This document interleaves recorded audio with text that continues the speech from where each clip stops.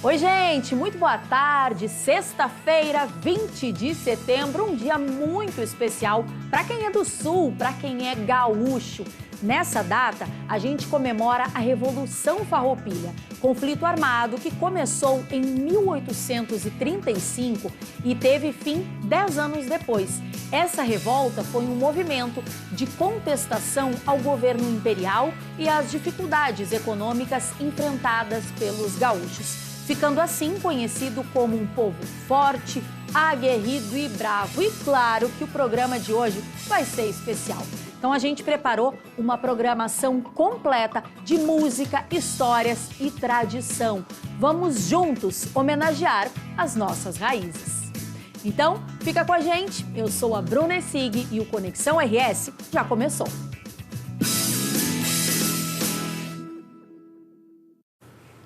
A gente vai exibir agora um conteúdo muito especial sobre o mês mais difícil da história do nosso estado, maio de 2024. Então hoje, nesse 20 de setembro, mais do que nunca, a gente lembra que ser gaúcho significa ser resiliente, solidário e, sobretudo, muito forte. A gente quer relembrar, através da visão dos nossos profissionais diretamente envolvidos na cobertura das enchentes, como foi atravessar esse mês e buscar um verdadeiro renascimento das vidas de todos nós.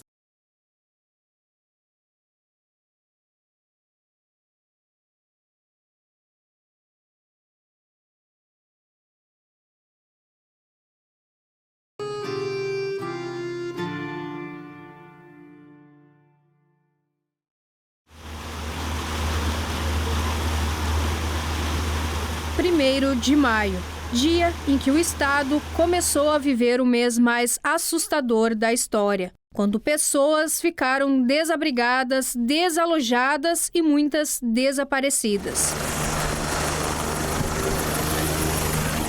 Também foi a data em que nós, da Ubra TV, começamos a realizar a maior cobertura da história da emissora. A minha participação foi aqui do estúdio. Com o nível dos rios aumentando a cada segundo, a nossa equipe precisou se dividir. Os que moravam próximos a Canoas vinham para a redação. Já os que residiam em Porto Alegre mandavam as informações pela internet, através dos nossos repórteres que estavam percorrendo as ruas dessas cidades. Pude entender a dimensão do que acontecia em território gaúcho. Municípios totalmente tomados pela água. E a chuva não dava trégua. No meio disso tudo, a Ubra Canoas se tornou um abrigo para quem não podia retornar para casa. O prédio 16, onde fica a sede da TV e da Rádio Mix, se tornou um espaço para recebimento de doações. Minha maior surpresa foi na segunda-feira, dia 6, quando cheguei para trabalhar. O saguão do prédio, que antes estava assim, vazio, ficou cheio de roupas, alimentos, produtos de higiene e voluntários. As doações vinham de todos os cantos do Brasil. Caminhões e carros não paravam de chegar. Esse espaço ficou 2 meses servindo como posto de recebimento de donativos.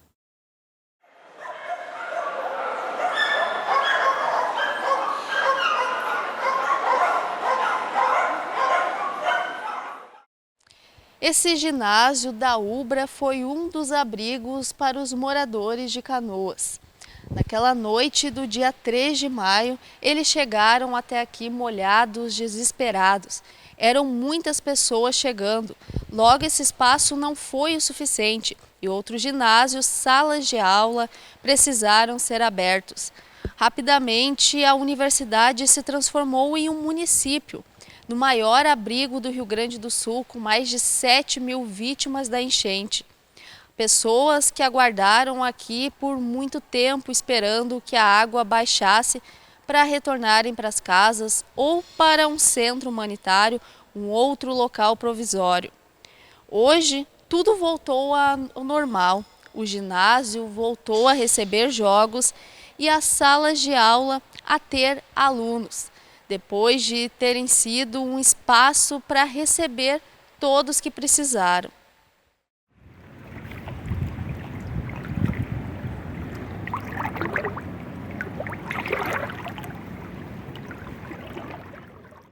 O bairro Rio Branco, em Canoas, foi um dos locais mais afetados pela cheia. Na madrugada do dia 4 de maio, a água da chuva começou a passar por cima do dique. O medo tomou conta dos moradores e fez surgir verdadeiros heróis. Gente que fez de tudo para socorrer outras pessoas. O empresário Cleiton de Paula Azevedo relata que, para se salvar e ajudar os vizinhos, precisou segurar em uma sinaleira. Aqui nesse ponto já estava, desde as 7 horas já tinha água, ou seja, desde a parte da manhã, começou a ser pelos bueiros, já estava com bastante água. À noite tinha em torno de 1 metro, 50 centímetros de água aqui nesse entorno. As pessoas desse lado foram subindo, mas para o final da rua que era mais alto o ponto. Então quando deu as 2 da manhã que realmente começou a vir água da parte de lá, nós já tínhamos 2 barcos, um de fibra e um barco de alumínio. A gente voltou para cá para tentar ir em sentido da faixa, né, para sair da área de risco. Encontramos nessa rua aqui vindo o pessoal com uma caixa d'água pedindo socorro, assistência. E aí nós fomos socorrer. Quando nós auxiliamos eles ali, eles gritavam muito, tinha criança. Aí nós encontramos dentro da caixa, tinha 7 crianças, entre crianças pequenas, maiores, eu não sei definir a idade, né? Só que a correnteza era muito grande porque vinha água de todos os lados. Vinha água do lado de cá, da Matias, Rio Branco, e vinha água do sentido da Guilherme Michel para cá. Então aqui gerava um redemoinho e nós não conseguíamos mais sair com a embarcação. Então a opção que nós tivemos naquele momento foi amarrar ali naquela sinaleira e naquelas árvores pequenas ali, junto já com o pessoal que a gente conseguiu embarcar, nós embarcamos. O restante ficou nas bordas do barco ali para fim de se socorrer, nós segurando eles. Isso foi das 2h30 da manhã até umas 5h30, 6 horas. As crianças elas foram resgatadas em torno de umas 3 horas da manhã por um PM da Rio Branco aqui, que ele passou com um barco também, aí parou, deu um auxílio, levaram as crianças. Uma turma levou as crianças e perto das 5, 6 horas veio uma outra equipe que cruzou e conseguiu levar a grávida. Mas ainda assim nós estávamos com 15 ou 16 pessoas dentro do barco, né? Aí esperamos clarear o dia, que não tinha como se desamarrar devido à correnteza. Quando clareou o dia, nós saímos agarrados aqui por cima das casas, com a embarcação, pela fiação elétrica, para chegar até a escola ali. Chegando na escola, a gente viu que também não daria para ficar, porque já estava pegando o 2º piso da escola. Nós resolvemos ir para a rua do lado, ali, a Nelson Paes Terra, e seguir a faixa. Então, nós posamos aquela noite toda ali e conseguimos chegar na estação ali, era perto do meio-dia. Entendeu? Porque nesses pontos de cruzamento tinha muita correnteza ainda. Márcio José da Silva Almeida achava que a água não iria atingir um nível tão alto no bairro. Na real, eu fui um dos que disse que não ia acontecer nada, né? Eu achava que ia até o joelho, no máximo a cintura. Eu, na real, fui dormir ainda no começo da noite, assim. Aí eu acordei com uns móveis pequenos, assim, boiando no meu quarto, aí nós saímos. Peguei uns barcos do meu pai e fomos lá para mais próximo do dique, porque incrivelmente estava seco lá, estava pisando, enquanto aqui dava quase na cintura, lá estava vendo o chão ainda. Mas eu fui o cara que quis ficar, entendeu? E até por isso conseguimos salvar essas crianças. Nós íamos lá do dique caminhando, arrastando o barco, e aqui já não dava mais. Tanto que aqui nós entramos com o barco, a correnteza nos levou, né? E esse pessoal nós salvemos, mas eles nos salvaram também, né? Por causa da força da correnteza, era difícil manter os barcos usados no resgate parados. Os moradores não tinham nenhuma corda para manter eles seguros. Emocionado, Roni Ribeiro da Silva relembra uma cena marcante. O que mais pesou em nós, quando nós estava parado aqui, ancorado, e veio uma árvore, mas uma senhora de uma árvore, e ela mergulhou, ela ia bater em nós ali, ela mergulhou e saiu lá do outro lado. E ali o desespero pegou. E eu não sou católico, eu não tenho religião, e o troço é tão estranho, porque nós não tinha nenhuma corda, nós não tinha nada. E a guriazinha dizia pra nós tinha um gurizinho, o gurizinho dizia: tio, semana que vem é meu aniversário e eu vou morrer, né? E eu não deixava mais o gurizinho falar. Quando ele ia abrir a boca, cara, fica quietinho, tentava tranquilizar ele, mas o cara já estava atucanado. E ele dizia: eu vou morrer, né, tio? Eu não vou conseguir cantar parabéns, né? E eu: não, ninguém vai morrer. Mas nós já tava louco de medo. E a guriazinha estava dentro do barco com nós, a guriazinha não falava nada. A guriazinha ficou quieta o tempo todo. Daqui a pouquinho ela bateu nas minhas costas. Aí eu olhei, mais uma que vai dizer que vai morrer. A guriazinha disse assim, tio, Jesus está aqui do nosso lado, ó. E ele disse que já vão tirar nós daqui. A guriazinha fechou a boca, é incrível, podem não acreditar. A guriazinha fechou a boca, veio uma corda naquele canto toda enrolada. E nós puxamos ela com remo, aonde nós tivemos mais firmeza, porque nós não tinha corda, nós tinha só uma cordinha que era um barco amarrado no outro. E aí quando apareceu uma corda toda enrolada, foi aonde nós conseguimos sair.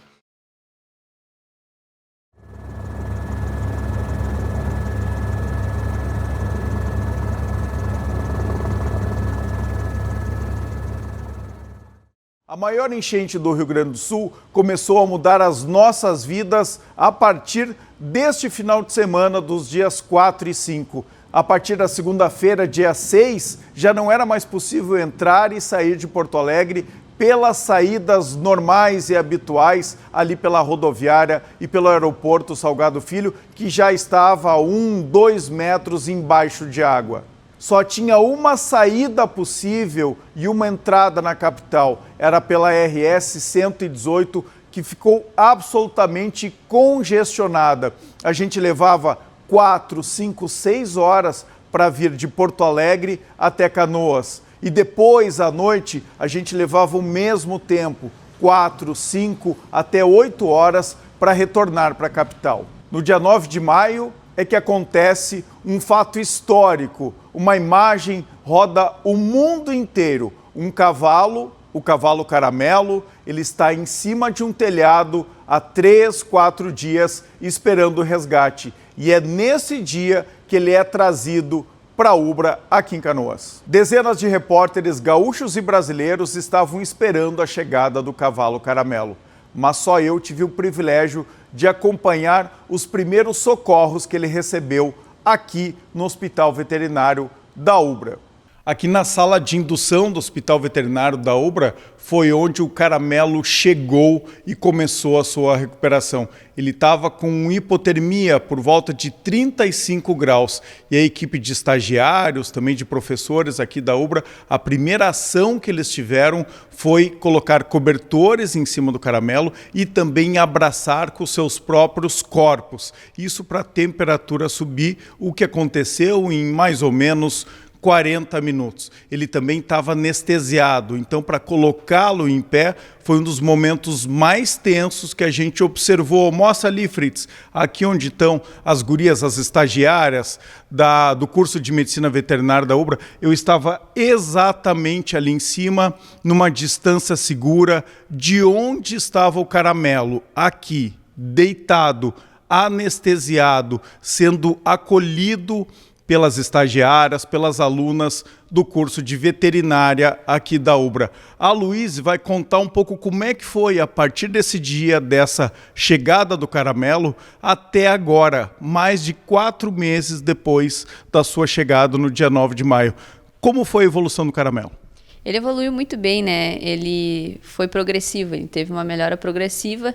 Então, desde que recuperamos temperatura, score corporal, né, hipovolemia que ele estava, a anemia que ele tinha e o grau de desnutrição, depois que recuperou tudo, ele seguiu a vida muito bem, um cavalo normal. Passou por procedimentos odontológicos, né, para ele conseguir absorver melhor o alimento. Passou também por casqueamento, para que ele pudesse ter mais conforto na passada, no caminhar. Então, hoje em dia, ele é um cavalo 100% saudável.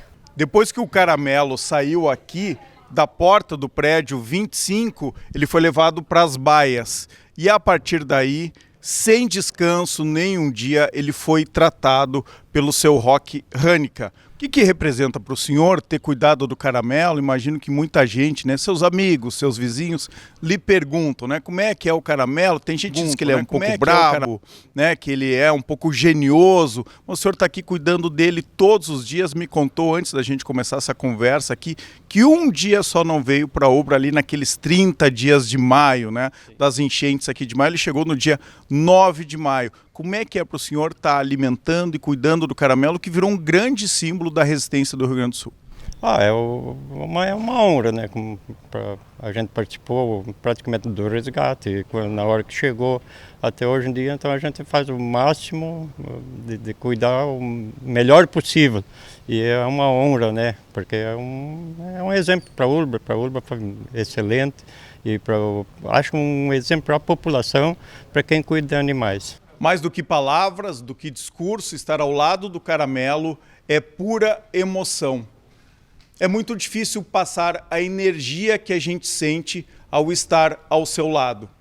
Talvez porque ele represente a energia de todos nós, de todos os gaúchos, de todos os brasileiros que se emocionaram e que ajudaram este estado, primeiro, a ficar bem e, segundo, a se reconstruir.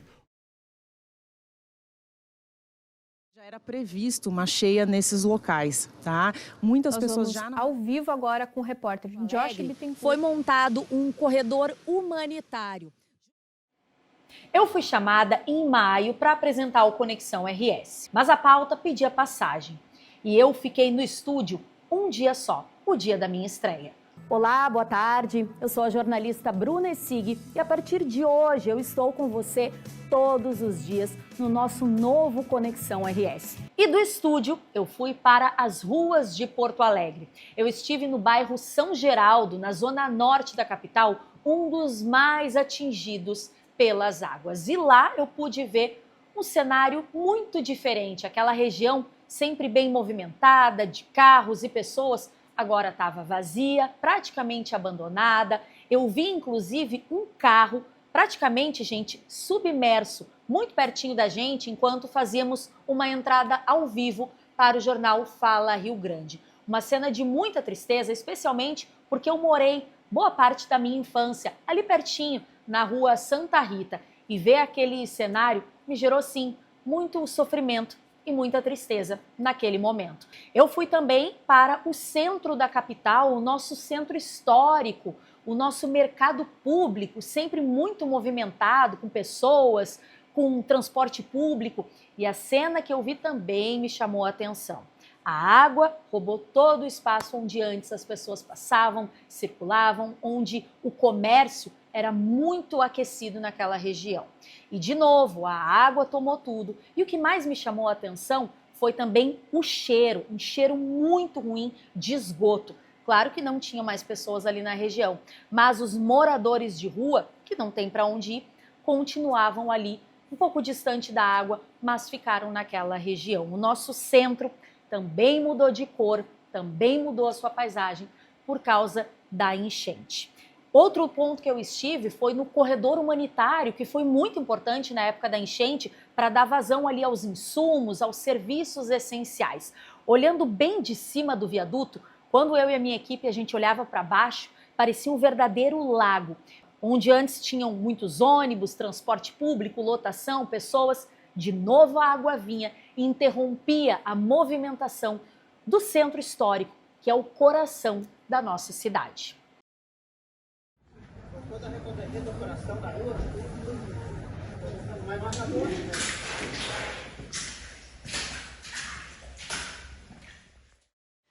Bom, pessoal, voltar a falar das enchentes, né? O que nós como repórteres vivemos durante todo o período das enchentes.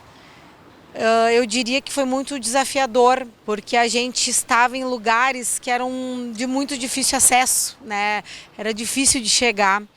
E o que me marcou mais, assim, teve um momento que eu fui lá para o bairro Humaitá, que foi no primeiro dia que as pessoas estavam voltando para suas casas, depois de 29 dias de muita água. Tiveram casas que foram mais de 2 metros de água durante muito tempo. Então elas estavam voltando pela primeira vez e vendo todo o estrago que tinha feito em suas casas. E ali foi muito triste, assim, as pessoas chorando, né? Vendo que realmente não tinha sobrado absolutamente nada e tinha muita coisa para limpar, não sabiam nem por onde começar. E teve um momento de uma reportagem que até nas redes sociais também viralizou bastante, que eu estava em um dos abrigos de animais aqui de Porto Alegre e no meio da entrevista chegou uma tutora que era de Eldorado, que estava também abrigada em Porto Alegre, procurando seus animaizinhos. E naquele momento ela reencontrou um dos seus cachorrinhos, foi muito emocionante, mas daqui a pouco ela encontrou o segundo animalzinho e depois o terceiro. Então ali foi uma choradeira geral, eram todos os voluntários chorando, era nós, toda a equipe chorando junto. Então foi um momento muito emocionante. Foi um momento de alegria em meio àquele caos que a gente estava vivendo, né? Momento de reencontro e de muito amor da sua tutora com seus animaizinhos. Acharam então os seus animaizinhos? De onde é que vocês são? De Eldorado do Sul. Eles tiveram que ficar lá. Ele não teve como trazer.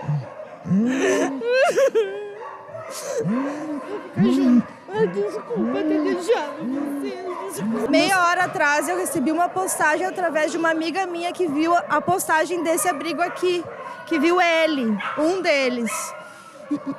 E aí eu larguei almoço, larguei tudo, ficou tudo lá e eu vim correndo para buscar, mas eu nem sabia que eles estavam aqui também. Os três, né? Que eu acho que a véia tá aí também. Véia!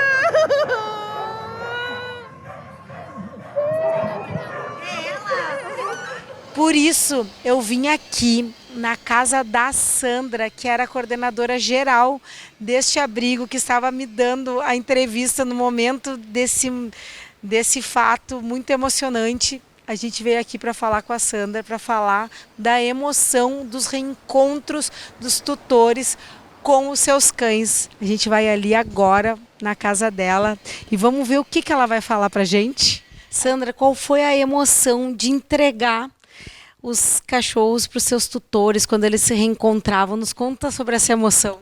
Assim, eu acho que foi um dos períodos mais emocionantes da minha vida, o que eu vivi. Era muito emocionante, eram muitas histórias que a gente conhecia lá. Teve uma senhora, que eu não posso esquecer dela, que ela foi procurar um animal dela lá e ela acabou encontrando os 3 cachorrinhos dela lá. Inclusive, essa aí que a gente estava juntas, né? Era todo mundo chorando, né? Era todo mundo chorando, não tinha como não chorar, foi muito emocionante. E por trás de cada reencontro tinha uma história. E com todas a gente acabava se emocionando, porque foi assim realmente um período curto, mas muito intenso. E foram muitas emoções, foram diversos reencontros que a gente conseguiu promover. E isso nos deixou muito, muito felizes e contentes em poder fazer esse reencontro dos animais com os seus tutores. Só para dizer que a gente viveu juntas um dos momentos que para mim foi muito marcante, que esse reencontro, né, dos tutores com seus animais, e tomara que os animais que ainda estão em abrigos pelo Rio Grande do Sul, que logo eles tenham um novo lar.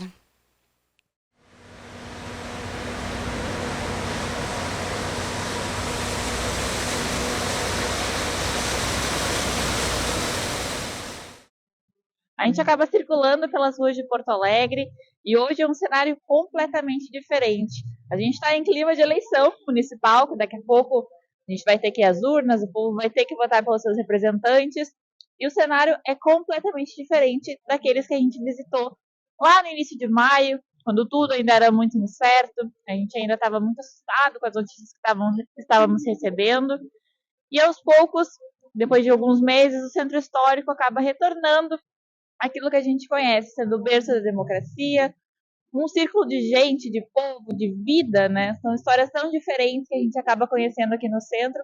É um pouquinho disso que a gente vai te mostrar hoje.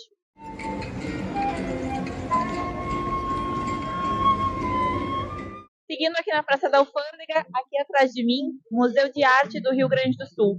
Muitas vezes eu visitei aqui como estudante de ensino fundamental, depois de alguns trabalhos que já realizei, mas o que mais me marcou, na verdade, foi ter visto a Praça da Alfândega submersa. Era mais de 1 metro de água acima daquilo que a gente está sentindo, né, no chão. E o Museu de Arte também foi muito atingido. Muitas obras que a gente acaba vendo ali nesse espaço foram, inclusive, afetadas pela água. O que me chocou muito, sinceramente, foi ser a minha primeira cobertura jornalística, tendo que cobrir a maior catástrofe ambiental do país, no bairro onde eu moro. Sou moradora aqui do Centro Histórico, então esses espaços que muito eu circulo aqui num domingo, durante a semana, a trabalho, vendo um estado tão diferente daquilo que a gente está acostumado.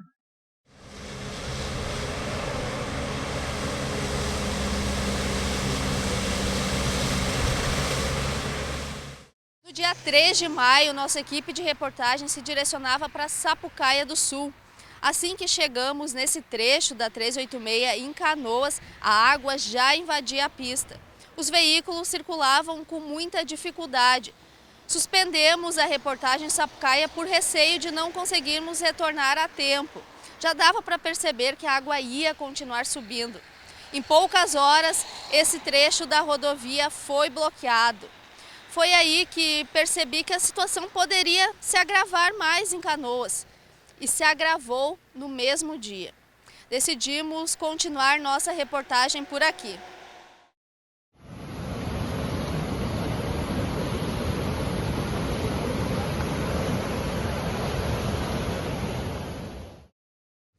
Viemos para a Casa de Bomba 6, no bairro Matias Velho, onde já existia um pedido para que a população evacuasse o local o mais rapidamente possível.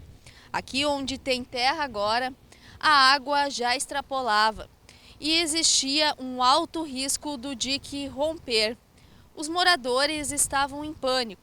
Alguns, entendendo a gravidade da situação, começaram a deixar o bairro.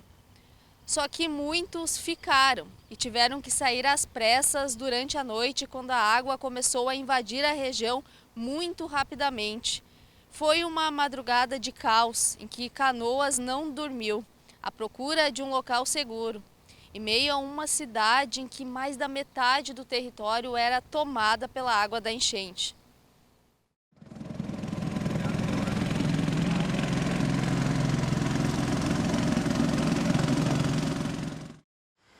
Um dos principais desafios de cobrir a enchente em Porto Alegre foi a questão do deslocamento, com muitas vias interditadas em função das inundações. Especialmente aqui no 4º Distrito, na zona norte da cidade, que foi um dos pontos mais atingidos pela água. E em função da cheia histórica do Guaíba, em alguns pontos, por exemplo, do bairro Navegantes, o nível da água passava de 3 metros. Foi um momento especialmente marcante quando a nossa equipe chegou nesse ponto da Avenida Cairu, quase esquina com a Avenida Farrapos, um dos principais cruzamentos da zona norte da cidade. E há 4 meses, nesse mesmo ponto, só era possível fazer o deslocamento de barco. A gente acompanhou, inclusive, algumas equipes. Essa região tem muito comércio, então, em um certo momento, circulando de barco por aqui, parecia tudo muito igual. E aí, quando a gente percebeu que estava próximo de um cruzamento tão importante na zona norte da cidade, realmente a gente viu a dimensão de como estava o nível da água aqui em Porto Alegre. Tinha alguns carros que estavam totalmente submersos e era um cuidado, inclusive, que a gente teve que ter no deslocamento de barco para não bater a embarcação no teto desses veículos que estavam completamente debaixo d'água e que não estavam visíveis no momento que a gente fazia esse trajeto. E um momento também especial da cobertura foi quando a gente ingressou em um prédio aqui da Avenida Cairu, ajudando no resgate de um rapaz que pediu para embarcar junto com a gente, para buscar os 2 gatos e a cachorra que estava há quase 2 semanas sozinhos no apartamento. A família teve que sair às pressas e a gente teve que fazer esse resgate com uma certa dificuldade, porque a entrada principal do prédio estava fechada, o portão estava emperrado e a gente teve que fazer o trajeto por trás do edifício e entrar por uma via lateral para conseguir então resgatar esses animais. Graças a Deus deu tudo certo, né? Depois de 12 dias aí o pessoal cuidando, conseguimos buscar, graças a Deus. Agora levar eles para a praia lá e deixar com o pai, com a mãe, até isso tudo se ajeitar, né? Voltamos ao mesmo edifício, no bairro Navegantes. Nossa equipe foi recebida pelo Douglas, que é síndico do condomínio e morador no local há 54 anos. Refizemos o mesmo trajeto do mês de maio. Nas paredes externas do edifício, as marcas deixadas pela enchente ainda são visíveis. O apartamento do Douglas, no andar térreo, foi um dos mais atingidos pelas águas e ainda passa por reformas. Durante a inundação, ele e a esposa ficaram 94 dias sem poder acessar a própria casa. Foi bastante difícil. Perdi praticamente tudo.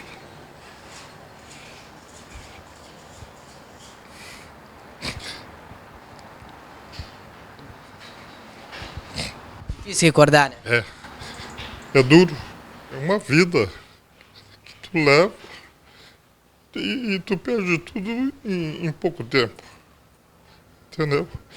Mas graças a Deus eu consegui recuperar a minha casa, meu apartamento. Estou recuperando isso aqui, vida que segue. E como esquecer que, em meio a toda a tragédia que iniciava no estado, estreamos um jornal inédito na Rádio Mix FM de Porto Alegre. O Jornal da Mix nasceu em plena enchente e foi nele que registramos ao vivo e com emoção o momento em que um avião voltou a pousar na Grande Porto Alegre depois da interdição do aeroporto Salgado Filho.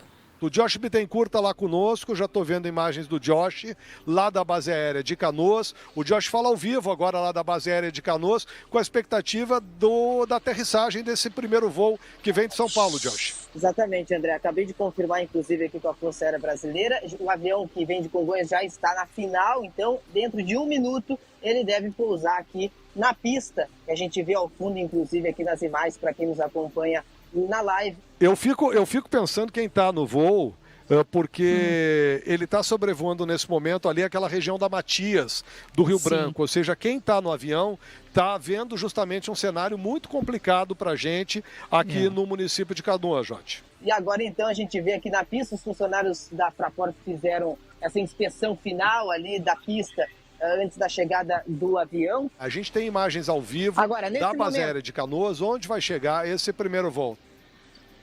Acabou de chegar o avião da Latam, nesse momento, tocando solo aqui na base aérea de Canoas. Chegou nesse exato momento, agora próximo das 8 horas da manhã, então, o primeiro voo com passageiros aqui na região metropolitana, André. Eu nunca imaginei na minha vida, Josh e Cris, que eu ia ficar emocionado em ver um avião aterrissando. Uma situação tão normal do dia a dia, um avião tocando solo de um aeroporto numa capital como Porto Alegre. Mas diante de tudo que a gente vive, esse momento é para lá de especial. Fiquei arrepiado em poder ver isso e fico muito feliz e muito grato a toda a equipe da Mix que se esforçou para esta reportagem poder estar no ar aqui nesse momento, né? Meu agradecimento gigantesco ao Lourenço que está aqui comigo, ao Tiago, à Larissa, ao Zé Pedro que comandou essa tarefa, ao Orestes que apostou, ao Cassiano que está contigo aí no estúdio, Cris.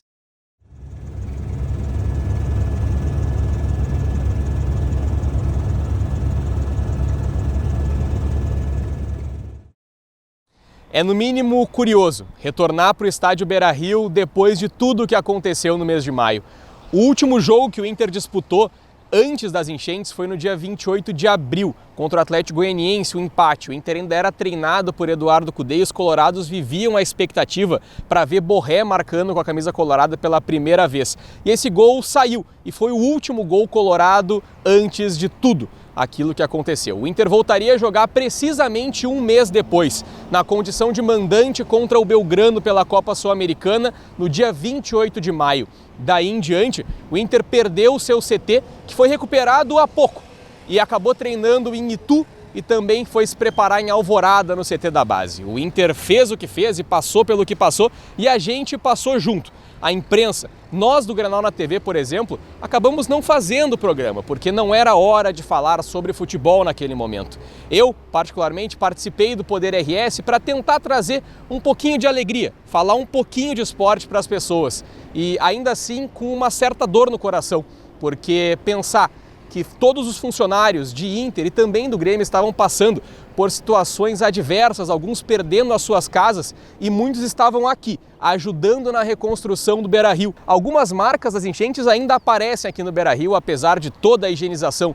O estádio hoje tem capacidade plena para receber sua torcida, a imprensa e também os jogadores para darem o seu espetáculo, para que o Inter possa sonhar um pouco mais em 2025. E as enchentes mostraram que o nosso povo, os gaúchos como um todo, não só os colorados ou então os gremistas, podem se unir para reconstruir um time, reconstruir um estádio, reconstruir uma rua, uma quadra ou até mesmo uma cidade inteira, um estado inteiro, como a gente tem mostrado, com a força que os gaúchos têm. E ela me comove realmente muito. E eu torço cada vez mais para que os times gaúchos consigam mostrar que essa garra e essa união tem uma serventia muito além de alimentar o coração dos torcedores apaixonados.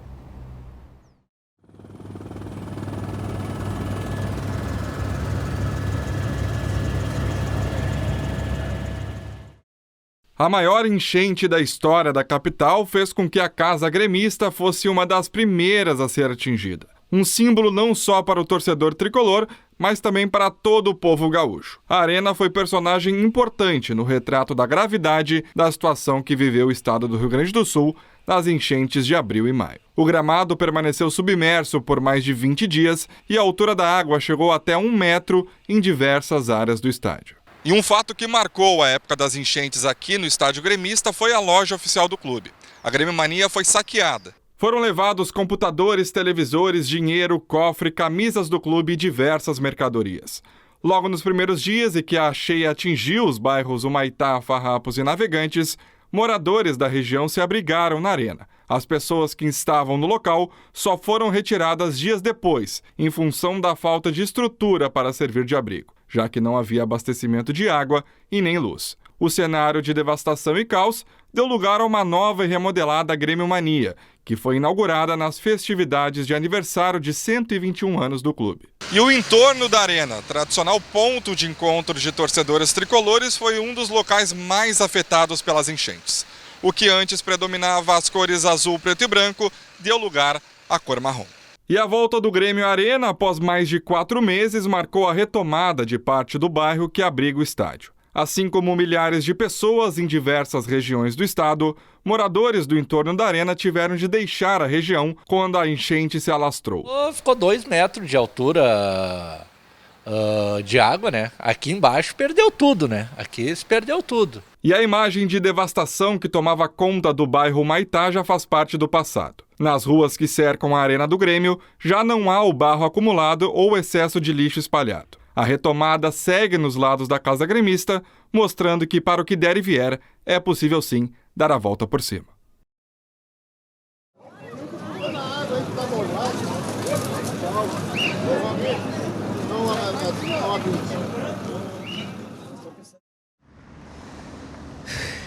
Eu não acredito que eu estou aqui de novo, com tudo isso funcionando do jeito que é para ser. Naquele dia 9 de maio, a gente chegou aqui e o cenário era completamente diferente. Confesso que eu comecei a engasgar quando a gente chegou aqui. Isso aqui que hoje é um corredor de ônibus, onde havia segue fluindo carros, enfim. Era um verdadeiro cenário de guerra. Aqui a gente tinha suporte de pessoas da enfermagem, tinha pessoas recebendo animais. Na parte do corredor de ônibus, onde a parada de ônibus era onde ficavam os bichinhos resgatados. A gente tinha bombeiros, a gente tinha oficina aqui, onde tinha manutenção dos jet skis. Tinha tendas com doações, muitas pessoas envolvidas. E logo que a gente chegou, quando a gente desceu do viaduto, tinha um espaço restrito, que a gente não podia chegar com o carro. Foi quando começou, onde as pessoas viam o Júlio com a câmera, eu com o microfone, e diziam: vocês são da televisão, a gente precisa de ajuda, ajudem a gente. Eu vi muitas pessoas pedindo ajuda, eu vi civis pedindo, pelo amor de Deus, a gente não tem mais combustível para entrar no bairro Humaitá, onde eles ainda estavam resgatando pessoas. A gente precisa de gasolina, não precisava até então, mas começamos a abastecer outros pontos. A gente precisa urgente, 2 horas e a gente está migrando. Tem os bombonas aqui se o pessoal precisar. Eu vi jovens, muito jovens, dizendo: a gente está 3 dias aqui sem dormir, a gente precisa que vocês peçam para escolas ou para igrejas que liberem um espaço para a gente tomar banho, para a gente dormir, que a gente está exausto. O que eu vi aqui, sem brincadeira, em 20 anos de profissão eu nunca tinha visto algo igual. Era estarrecedor saber que, como assim? Como que isso estava acontecendo aqui? essas duas avenidas principais, acessos aqui de Porto Alegre, elas estavam completamente embaixo d'água. E eu vi a mobilização de bombeiros, policiais,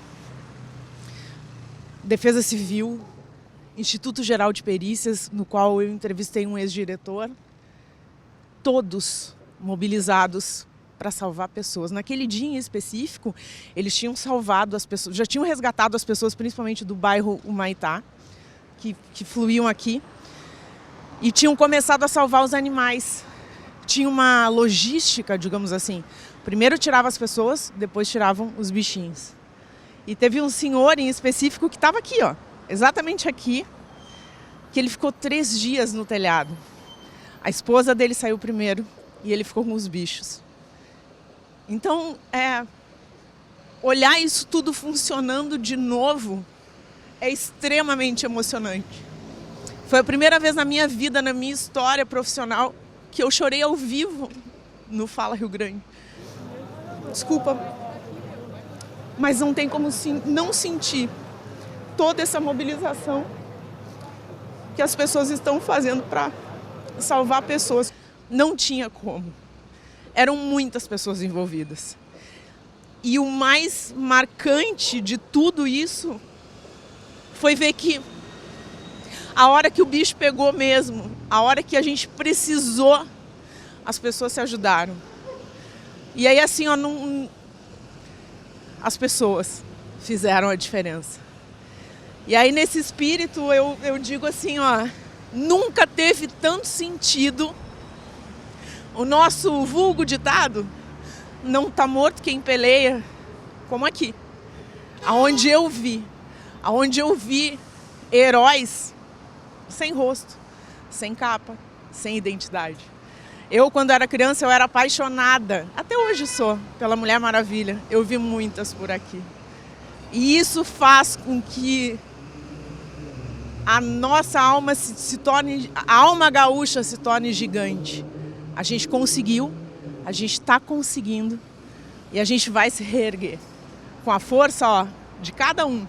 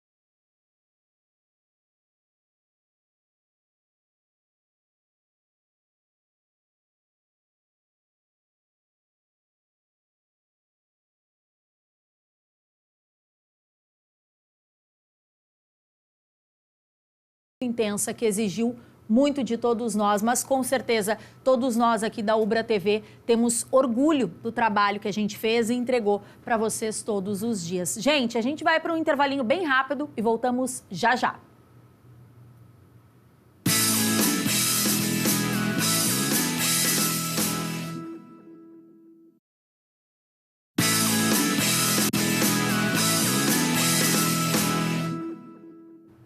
Conexão RS está de volta e me conta, você conhece a fundo as nossas tradições? A gente preparou uma reportagem muito especial. Nossas raízes, a história e a preservação da cultura gaúcha. Vamos conhecer mais sobre a nossa música, tradição e tudo que envolve o universo gaúcho. A reportagem é da Duda Rocha. 6 artistas que escolheram a tradição gaúcha como identidade e repertório musical.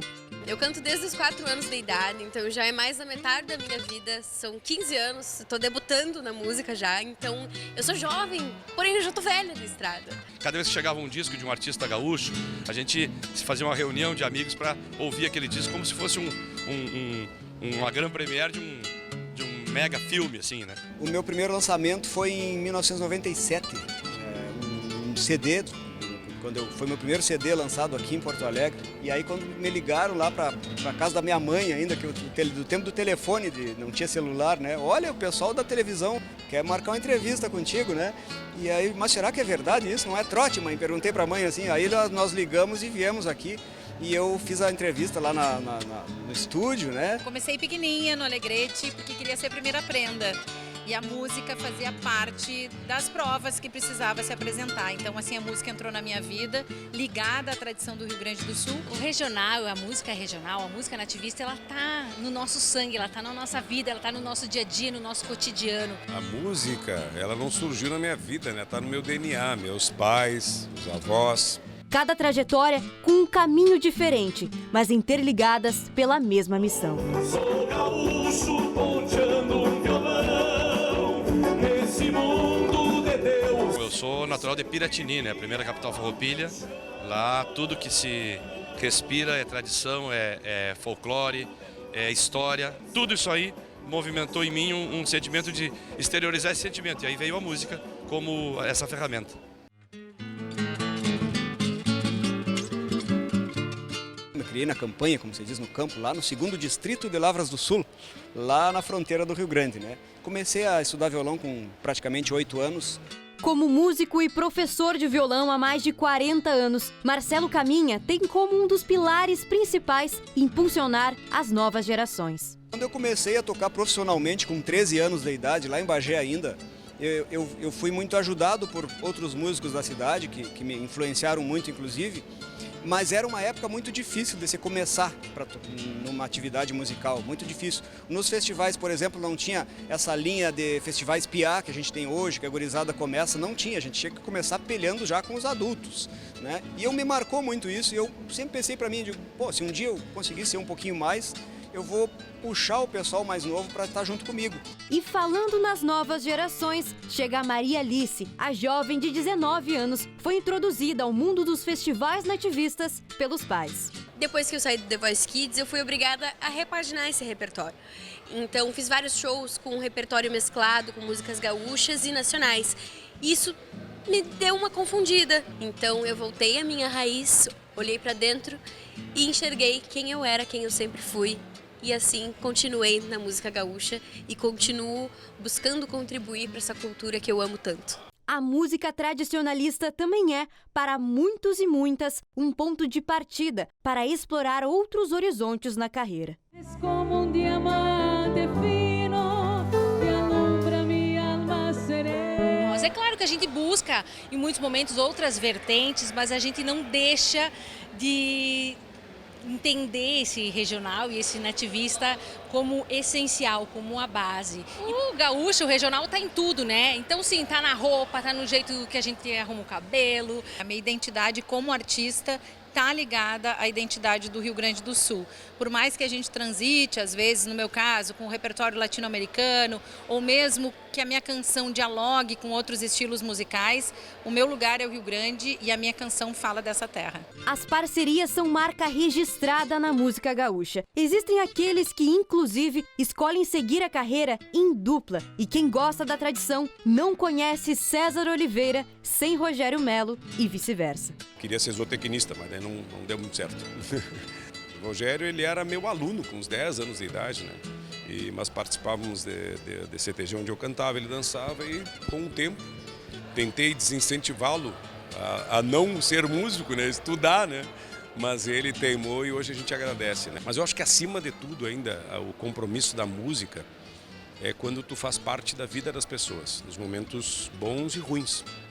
Então, é um grande compromisso, é uma responsabilidade. Músicos que escolhem carregar as tradições gaúchas fazem parte de uma cultura que começou há muito tempo. O conhecido tradicionalista Antônio Augusto Fagundes escreveu diversos textos sobre a história do Rio Grande do Sul. Na obra Curso de Tradicionalismo Gaúcho, ele relata que há 200 anos, com a colônia de Sacramento, após guerras entre Portugal e Espanha pela posse da terra, o Uruguai se tornou independente. Nesse período, chegaram ao nosso estado imigrantes alemães e italianos, que, junto aos costumes de indígenas, espanhóis, portugueses e africanos, influenciaram na formação do que é hoje a cultura gaúcha, junto aos países fronteiriços, Uruguai e Argentina. Ainda no século XVII, um grupo foi responsável pela introdução de diversos elementos que virariam símbolos da tradição: os padres jesuítas. Daqui a 2 anos vão comemorar os 400 anos das missões. Lá nós começamos com a roupa indígena, ainda que os jesuítas trouxeram para os índios, com o xiripá primitivo, que depois ele evolui para o xiripá farroupilha, o fraldão que a gente chama, do xiripá primitivo para o farroupilha, posteriormente a chegada dos estancieiros aqui, as bragas. Então a indumentária ela vai mudando ao longo dos tempos e com a Guerra do Paraguai chega a bombacha e aí ela é assumida como a indumentária atual do gaúcho. Gaúcho, cuja identidade possui diversos elementos. A vestimenta é um dos pilares para a identificação de um povo. Por aqui, ainda podemos citar o chimarrão, a lida campeira, as danças nos CTGs, que juntas transformam a tradição gaúcha em um setor produtivo. O amor pela nossa terra está na cultura, mas também na economia. Em 2023, o tradicionalismo gaúcho movimentou 4,5 bilhões de reais em todo o estado. Nesse número estão os eventos como festas e rodeios e também os itens culturais, como as vestimentas. Nessa loja, no Centro Histórico de Porto Alegre, especializada no ramo, as vendas no Setembro Farroupilha são 3 vezes maiores em comparação aos outros meses do ano. O nosso setembro se baseia mais ou menos em pilcha. Pilcha, toda a indumentária, desde a criança até o senhor, o vovozinho. Os rodeios estão no topo da lista da cadeia econômica do tradicionalismo, representando 2 bilhões de reais do setor no ano passado. Em seguida, vem o ramo do cavalo crioulo, com 1 bilhão de reais. A popular erva mate carrega 396 milhões e a música gaúcha mais de 220 milhões. A diversidade de segmentos se materializa na busca pela indumentária certa. O pessoal geralmente vai ter um evento, vai ou num parque comer um churrasco, ou o pessoal que trabalha na loja, que alguém se vestiu e aí o outro vê, ficou legal, eu também vou me vestir e vai contagiando. Dentro de setembro, existe ainda o Dia do Gaúcho, que está ligado ao início da Revolução Farroupilha. Entre 1835 e 1845, tropas gaúchas, indígenas e lanceiros negros lutaram em insatisfação com a cobrança de impostos do governo imperial do Brasil sobre o charque, principal produto econômico da época, buscando independência e melhores condições de vida. A data é celebrada no dia 20, mas o orgulho gaúcho vem crescendo o ano todo. A cada ano aumenta o consumo de pilchas, né? A geração vai se renovando e o pessoal vai trocando de pilcha. Seu César, eu queria te propor um desafio. Se você pudesse pilchar completamente, me colocar num look gaúcho. Vamos sim, vamos transformar essa gaúcha no mais gaúcha. Tá certo, então vamos lá.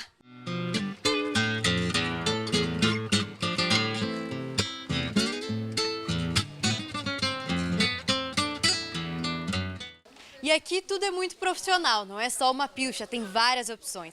A gente vê aqui várias cores, tamanhos, tipos de saia, cores de saia. Isso é muito importante porque mostra como o tradicionalismo vem se refazendo ao longo do tempo. Antes era só o vestido de prenda, hoje já existem outras opções femininas e todas muito bonitas. Enquanto escolhíamos o traje, a Nathalie já garantiu o dela. Eu tô um mês no CTG, eu vim comprar roupa para apresentação, porque eu vou no próprio CTG, eu vou apresentar. Essa roupa aqui, ela é rosa com os detalhes rosa e branco. Tô pronta pro baile gaúcho, toda com os produtos da loja, realmente um espetáculo de vestimenta. Para qualquer ocasião ou tem alguma ocasião em especial, César? Não, qualquer ocasião. Pode ser um fandango, pode ser um jantar, pode ser um baile. Viu? Ficou muito bem vestido e eu vou Você não acreditou que ia ficar assim, hein? Não achei que fosse ficar tão bonito, hein? Realmente. E, seu César, essa vestimenta aqui, fica em qual faixa de preço? Em torno de R$900, com tudo. Desde o sapato até o chapéu. E a gente também tem investimentos mais econômicos, né? Que aí ficaria em torno de R$400. Seria um alpargato, uma bombacha, um cinto, uma camiseta polo e um lenço. A união da vestimenta, da história e de outros elementos culturais se materializaram no que chamamos de Movimento Tradicionalista Gaúcho. As entidades formaram uma associação oficial em 1966, o MTG. Mas marcos importantes nessa linha do tempo mostram que a trajetória é mais antiga. No final do século XIX, o movimento já vinha crescendo com o Partenon Literário, que depois se consolidava com a fundação da Ronda Gaúcha, em 1947, no Colégio Júlio de Castilhos, e a inauguração do 35 CTG, em abril de 1948. A chamada ela acontece principalmente por esse espírito que a gente fala, que no mês de setembro ele renasce. Mas a prova foi que o gauchismo está presente nos períodos de maior dificuldade no estado do Rio Grande do Sul, período de enchente ou de pandemia, é a força que o gaúcho dá para o outro gaúcho para que se erga novamente. O MTG é uma instituição reconhecida no mundo todo. O movimento se sente no dever de garantir que a tradição siga firme. Agora o pessoal andou afinando um pouco, às vezes exagera, né? Deixa quase uma calça, que não há necessidade, porque a característica de bombacha realmente é calça larga. Mas ela sofre ao longo dos tempos e das necessidades do povo. O próprio andar a cavalo às vezes te exige que tu use uma bombacha não tão larga quanto na fronteira se usa. Então, realmente sofre isso. Mas não vamos exagerar, né, pessoal? Por que é importante não exagerar? Porque nós temos a responsabilidade, nossa geração, de passar para a próxima o mais perto do original possível, para que as próximas gerações que mesmo mudando se lembrem, opa, meu pai e meu avô usavam desse jeito. Aos que lembram do tradicionalismo apenas em setembro e para os que cultivam o ano todo, a mensagem é a mesma. As pessoas pensam que o CTG é o lugar onde tu bota pilcha, ou tu vai para ser laçador, dançarino. Não. O CTG é um lugar onde as pessoas se encontram e têm o sentimento de pertencimento. Ajudem os CTGs a crescer. As famílias vão para os CTGs e os ajudem, porque esses galpões firmes e fortes são escolas que preparam cidadãos para a sociedade. Como voz da nova geração, eu faço aqui um apelo que pais, que padrinhos incentivem crianças a estarem dentro dos CTGs, a estarem cantando, dançando, declamando e participando daquilo que é nosso. Se quem está me vendo aí quiser começar e também entender que a sua música, a sua arte, enfim, qualquer manifestação artística possa ser um instrumento de fazer o mundo um lugar melhor, seja levando alegria para as pessoas, reflexão, capacidade crítica, eu acho que a gente está num bom caminho. Mas a gente lutar por liberdade, igualdade e humanidade com a cultura, com a educação, eu acho que é o que a gente pode deixar para os nossos filhos aí. É o meu Rio Grande do Sul, céu, sol, sul, terra e cor, onde tudo que se planta cresce, o que mais floresce. Que bacana! O nosso estado tem muita história e a gente tem que se orgulhar, sim, de tudo que nós passamos de maneira muito brava, muito solidária também, falando aí das enchentes e tudo mais que o nosso estado viveu. A gente tem que ter orgulho de ser gaúcho. Gente, Conexão RS de hoje está terminando, mas a gente volta na segunda-feira ao vivo a partir das 4 horas da tarde. Eu vou estar aqui te esperando, tá? Um ótimo fim de semana para você. Aproveite bastante. Beijo grande. Tchau, tchau.